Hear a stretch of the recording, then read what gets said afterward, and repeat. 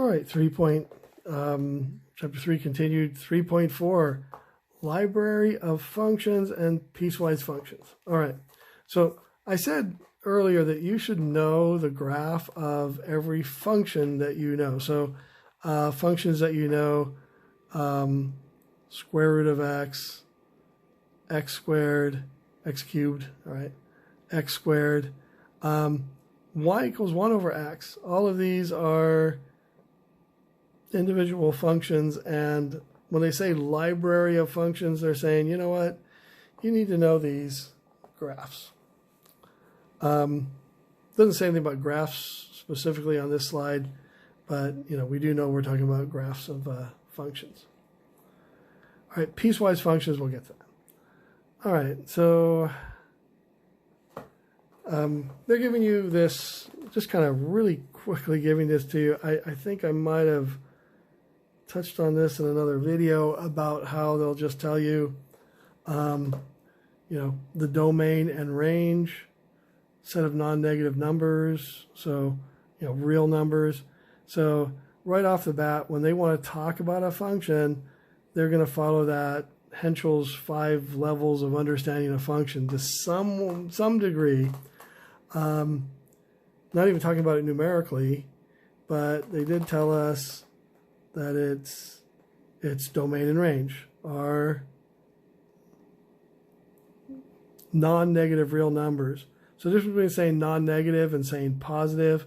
Positive would be excluding 0 without including the number 0. Non-negative means 0 to infinity.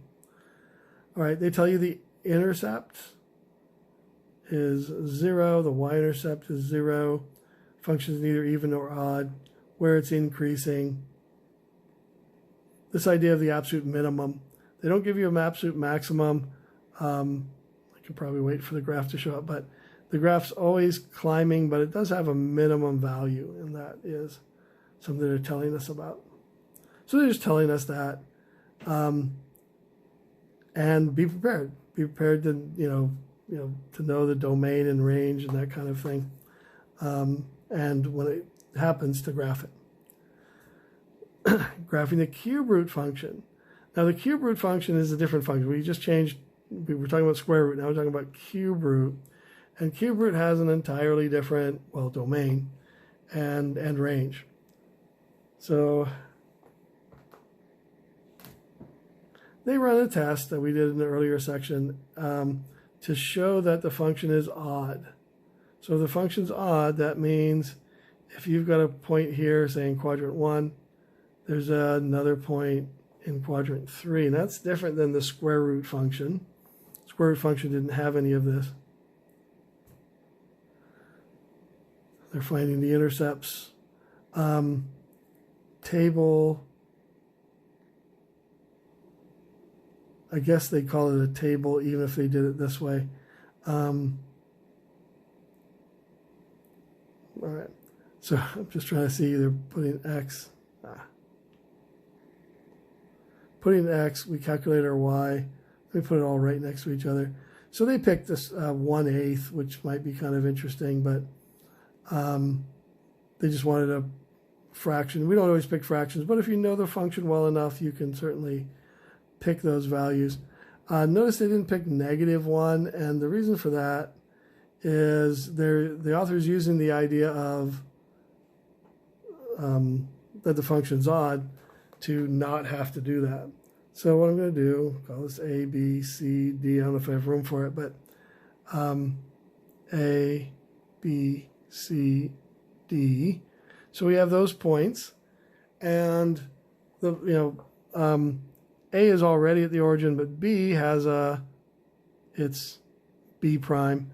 C has its, missed it. Yeah.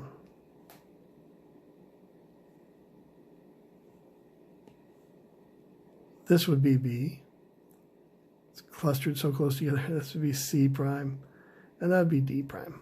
All right. So what I had here is a mirror image.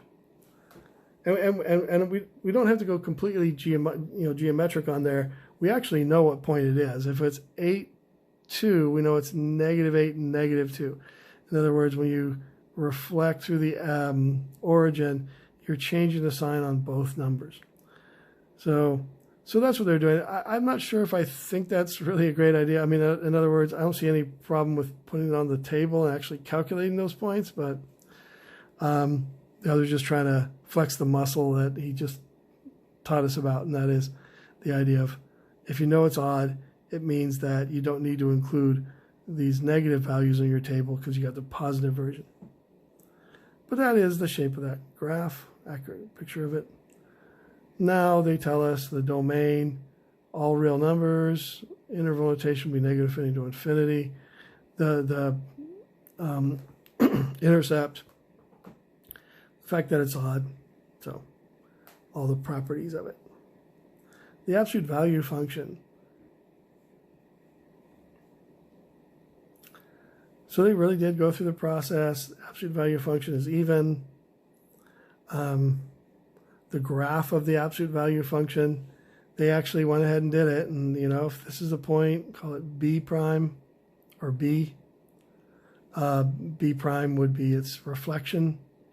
So you get points that aren't even on the table, but because we know it's even, we know symmetry about the y-axis. So the author likes using that.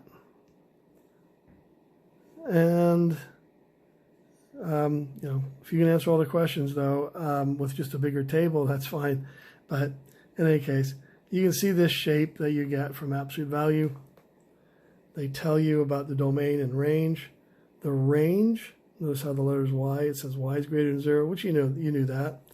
You knew that when you took the absolute value, your answer had to be greater than 0. All right.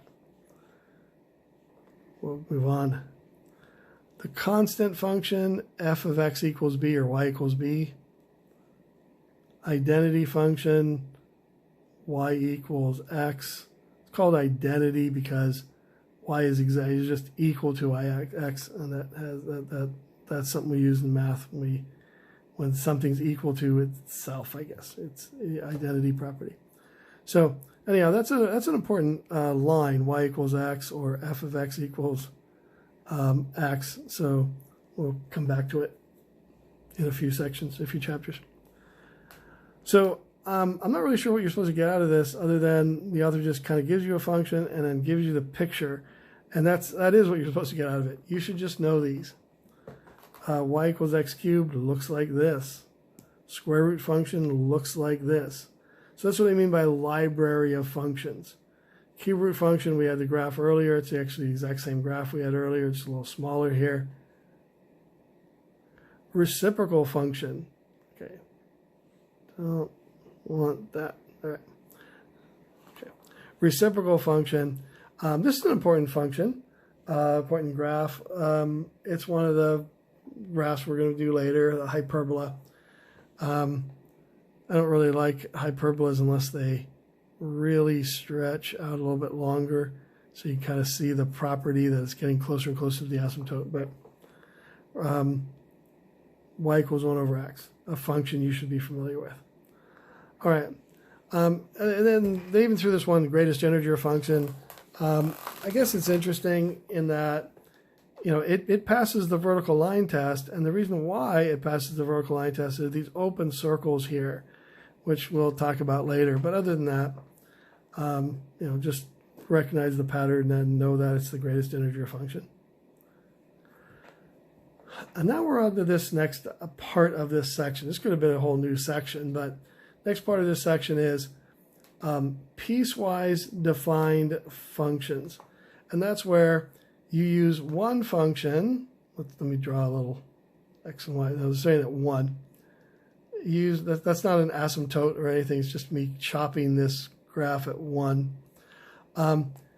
If x is less than 1, meaning all the values on the left of that line I drew, we're going to follow this rule and draw that graph.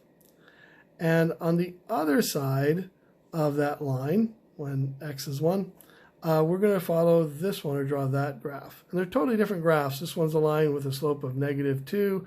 This is a line with a slope of positive 2/3. Very different lines. And they want us to graph it. All right. So they ask us a few questions about, well, a lot of questions about it. I just noticed that they're asking us, okay, here it is. They're asking us f of 0. Since 0 is less than 1, we follow this rule.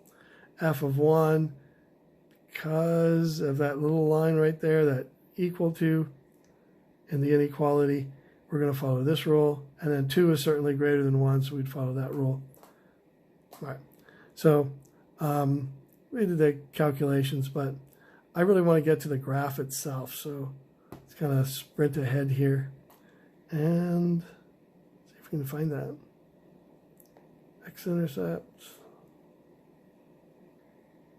Oh, took me a while to get there. All right, a little surprised. Okay, so I'm having trouble believing this picture here.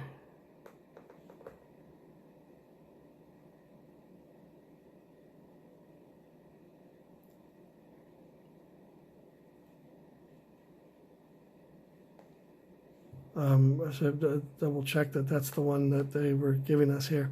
So we're supposed to follow y equals 2/3 x plus 1 for when x is less than 1.